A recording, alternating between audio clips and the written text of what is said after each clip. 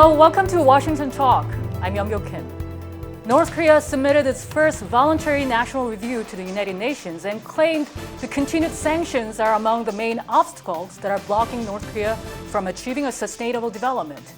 While North Korea seems to be blaming its economic troubles on everything but its own policies, the fact that North Korea admitted on the world stage it is facing a food shortage aroused curiosity. Today we'll discuss these and more. Joining me is Anthony Ruggiero, Senior Fellow at the Foundation for Defense of Democracy. Mr. Ruggiero served as Deputy Assistant to the President for National Security Affairs and National Security Council Senior Director for Counterproliferation and Biodefense. Jin Lee also joins me today. Ms. Lee is Director of the Korea Program at the Woodrow Wilson Center. She was the first Pyongyang Bureau Chief for the Associated Press. Welcome to the program. Thanks for having us. First of all, in what is seen as a rare move, North Korea admitted in its report to the UN that it is facing its worst food shortages in more than a decade. Mr. Ruggiero, why do you think North Korea is making their difficulty known to the world? Well, when it comes to humanitarian assistance and food assistance, when you hear the stories, they're truly heartbreaking. From my perspective, having worked on this issue, it certainly seems, it's a leadership decision. Again, the North Koreans have a certain amount of resources that come into the country, and the decisions by the leadership, the decisions by those around the leadership, to make the decision to essentially build nuclear weapons and ballistic missiles instead of feeding their own countrymen is really heartbreaking. I think at some point they expect others to fill in for their problematic decisions, and unfortunately, in this circumstance, I don't see that happening. So they'd be better off making decisions to put their resources where they truly are needed, which is with the North Korean people. Mm-hmm. Ms. Lee, how did you take what North Korea had to say? Well, I think we should at first acknowledge that the North Koreans submitted this report. I believe it's the first time they've submitted this report to the UN, and I certainly haven't seen it before. And at a time when we have so little contact with the North Koreans, it's almost like getting a message in a bottle to have them send this report and to see the leadership acknowledging the food shortages in this way. So much of the report is propaganda, and yet there are some hard truths that are coming through. I think it's very interesting. We should see this, in a sense, as perhaps a moment of outreach and hopefully a first step out of their isolation. They have been in self-imposed isolation for such a long time. And perhaps, and there's no way to know for sure, but perhaps it is part of a strategy, not only in acknowledging to their own people that they are going through hard times, but also in reaching out to the outside world through this admission of this food shortage. And the food shortage is nothing new, so we should keep that in mind as well. Mm-hmm. Ms. Lee, North Korea's ambassador to the UN, Kim Song, said the continued sanctions and blockade on DPRK, severe natural disasters, and world health crisis are main obstacles in the efforts of DPRK to achieve the sustainable development of the country and improve the people's livelihood. In this claim, is North Korea asking for help, or is this part of its strategy to get sanctions relieved?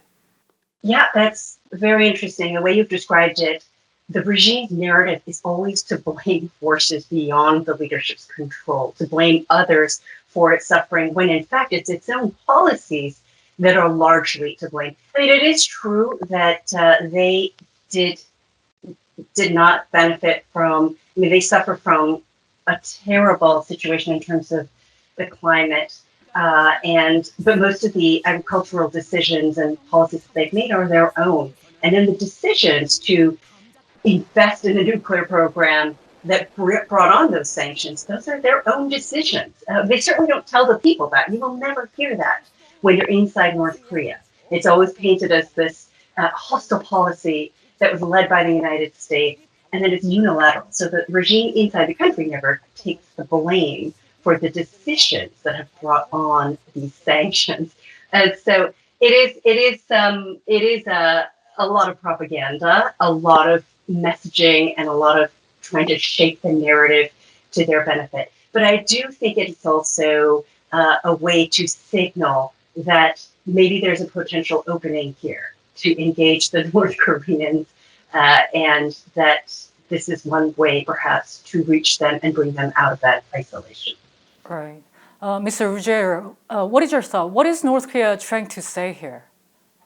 As I noted, they're the ones who have made the decision to build nuclear weapons. They're the ones who have made decisions to use their banking channels for proliferation activities rather than allowing an open banking channel for humanitarian organizations, many of whom are not North Korean, obviously are not North Korean and care more about the North Korean people than the Kim regime.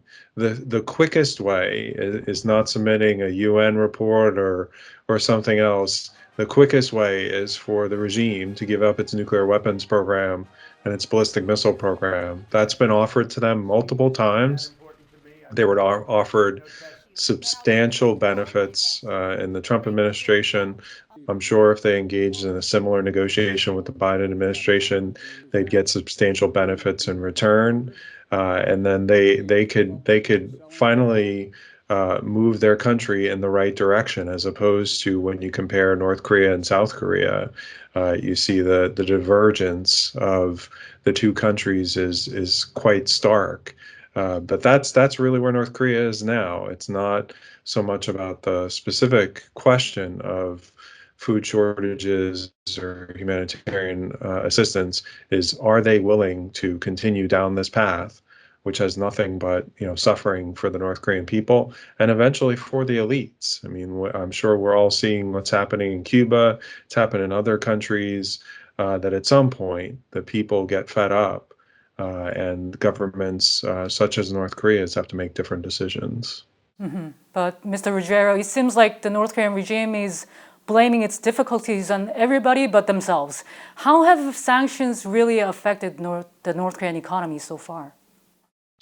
Well, it's hard to tell. I mean, as a sanctions expert, I get from both sides. Sanctions never work, and then when reports like this come up, there's always the suggestion that sanctions are working too well. But I think there's an aspect in the middle of that.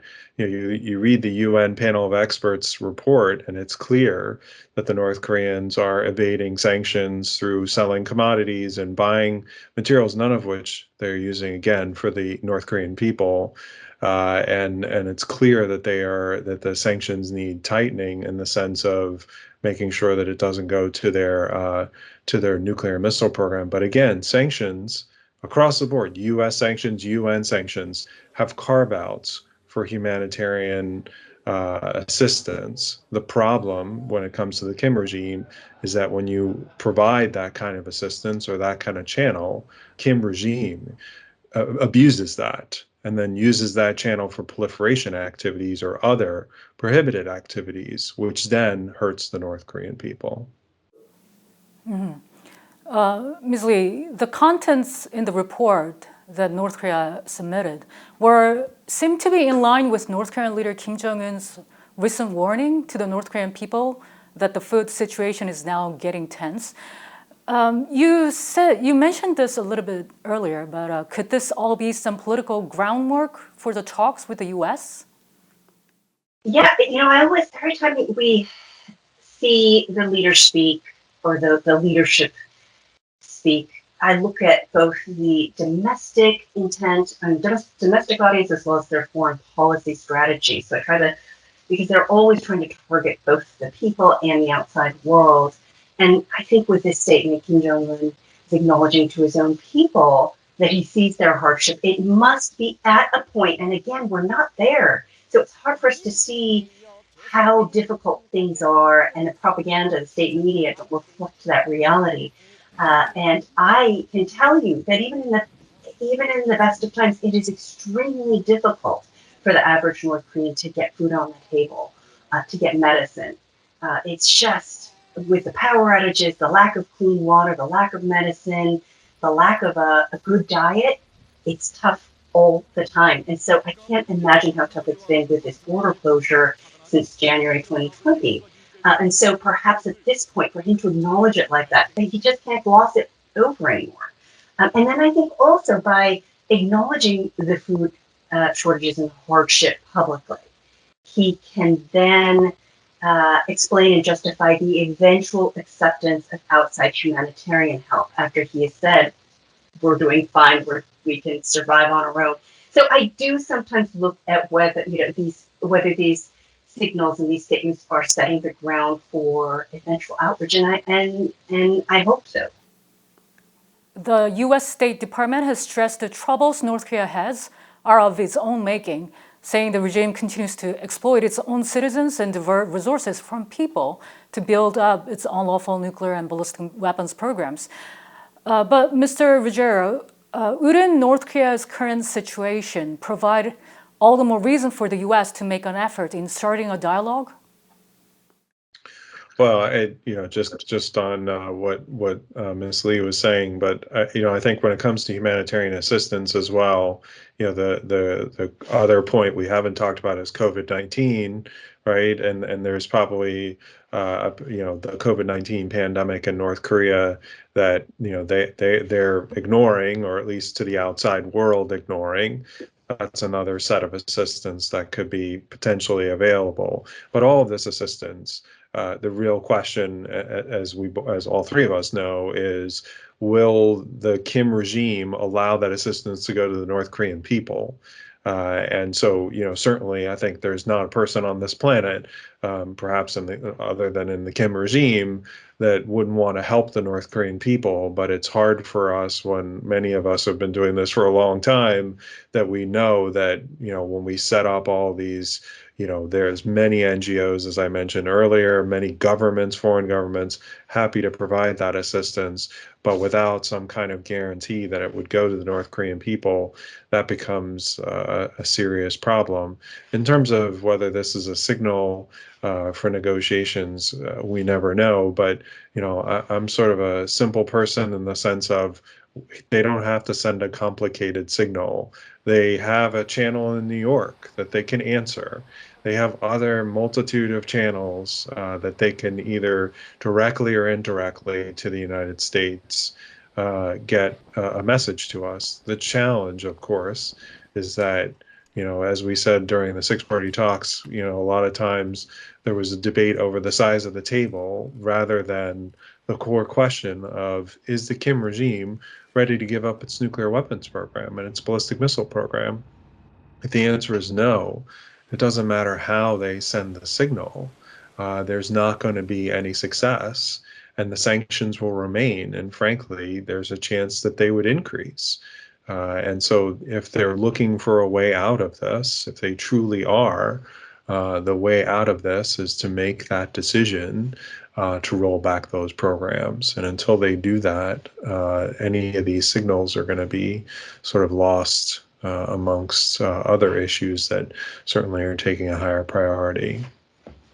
Can I just jump in and say that I do think that while there's potential for COVID-19, the distribution of vaccines, which the North Koreans have not accepted, or even humanitarian aid to provide a way to engage the North Koreans, it's very tricky to do that in a principled fashion and sustainable fashion.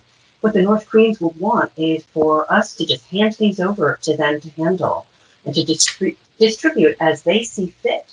And that would make it extremely difficult for donors outside North Korea to monitor and justify where the humanitarian aid is going. They haven't made the decision yet to open the border or even to open up to outside help. So we're not quite there yet, but I think it's very tricky. So it's not just a decision on the part of the United States or other donors.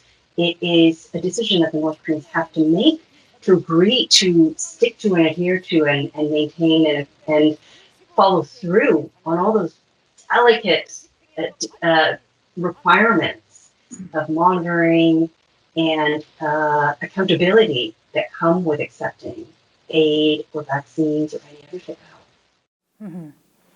In the meantime, the Wall Street Journal reported the Biden administration has nearly completed an extensive review of U.S. sanctions policy and could possibly decide to ease severe sanctions against adversaries. However, the State Department said sanctions on North Korea remain in place and it'll continue to enforce them. Mr. Ruggiero, what did you make of this news? Well, when I read the Wall Street Journal article, the core thing that came through to me is that the Biden administration wants to focus more on multilateral sanctions. So sanctions that that the U.S. might impose on their own through our own authorities, but along with other countries. The rationale there is that they're more effective that way. This is not the show to have the philosophical debate of whether that's true or not, but I will note that in the case of North Korea, I suspect the reason why the State Department said there be no change is because there's already many UN Security Council resolutions, many of which, I think almost all of which, passed unanimously, which are obviously multilateral, and then a lot of the U.S. sanctions, some of which are above the UN requirements, but much of which is to implement the UN requirements. But as Jean said earlier, the core question here is implementation. That article is talking about what they're going to do going forward. To me, the real question when you read the UN panel of experts report, as I said, and there's 20 plus recommendations of things that need to be done, and frankly, that's not the only report. That's just this year's, or at least the one that came out this year, the annual report. There's many years before that which have just as many recommendations, and so to me, the question is also how are they going to implement these sanctions against North Korea? Ms. Lee, will the Biden administration's review of sanctions affect the North Korea sanctions in any way? I do hope the Biden administration sees sanctions as a diplomatic tool, as a tool that they can use in future negotiations and not just as a weapon for punishment and isolation, even though they are also meant to punish North Korea for illicit actions or actions that North Korea has taken in violation of UN Security Council resolutions. I don't know if that's how it's going to play out, but it needs to be seen, the sanctions need to be seen strategically. And as a tool rather than as just a weapon. Mm-hmm. Do you believe that the existing North Korea sanctions by the international community, do you think they should be remained as they are right now? Certainly, they should remain. They should be implemented. They should be looking at additional areas for sanctions. And as we sit here, it's about 6 months into the Biden administration. The North Koreans have not responded. The one thing that they have done is continue their nuclear and missile programs and other illicit activities that are prohibited. They're certainly not stopping their cyber activities. The fact that the Biden administration is doing a sanctions review is a good element of that. Certainly, sanctions are not and should not be punishment. They should be one element of a broader toolkit that's used. But if the diplomatic toolkit is not available right now because the North Koreans refuse to respond, the Biden administration can't just sort of walk away and engage in the second round of strategic patience like we had during the Obama administration and just sort of hope that things get better.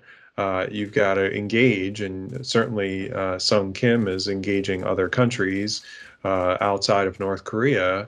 But the other element of that has not happened yet is really trying to affect some of these programs, affect the inputs that are going into these programs, and that's not happening yet. As I said, they've had 6 months.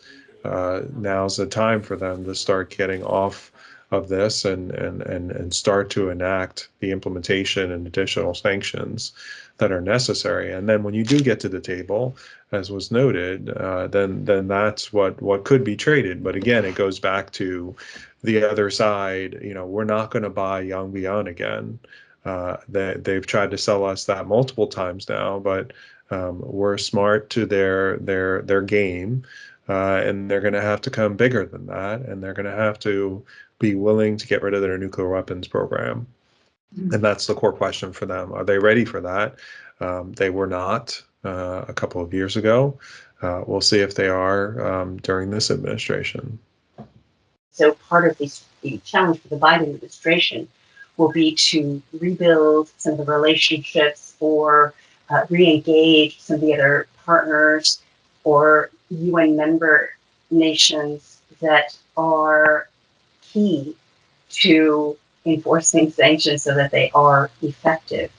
And so I think what we'll see is the Biden administration trying to rebuild that collaboration and that cooperation on sanctions enforcement. And the big question, of course, is China. Can it get China on board as they did once before in getting China to sign on to some tougher sanctions? I think with China, China did in the past agree to join the U.S. on tougher sanctions, but has since fallen off that campaign. And so it'll be interesting to see whether they're able to bring China, Russia, and other countries back into the fold in terms of some sort of common agreement. Starting July 18th, U.S. Deputy Secretary of State Wendy Sherman is visiting Japan, South Korea, and Mongolia. And especially in Japan, she's joined by her Japanese and South Korean counterparts to discuss trilateral cooperation on pressing shared challenges, including regional security issues such as North Korea. Mr. Ruggiero and Ms. Lee, thank you for being with us today. Thanks. Thanks for having us. Thank you for having me. And that does it for this week's Washington Talk from Voice of America. Please join us again next week for more analysis.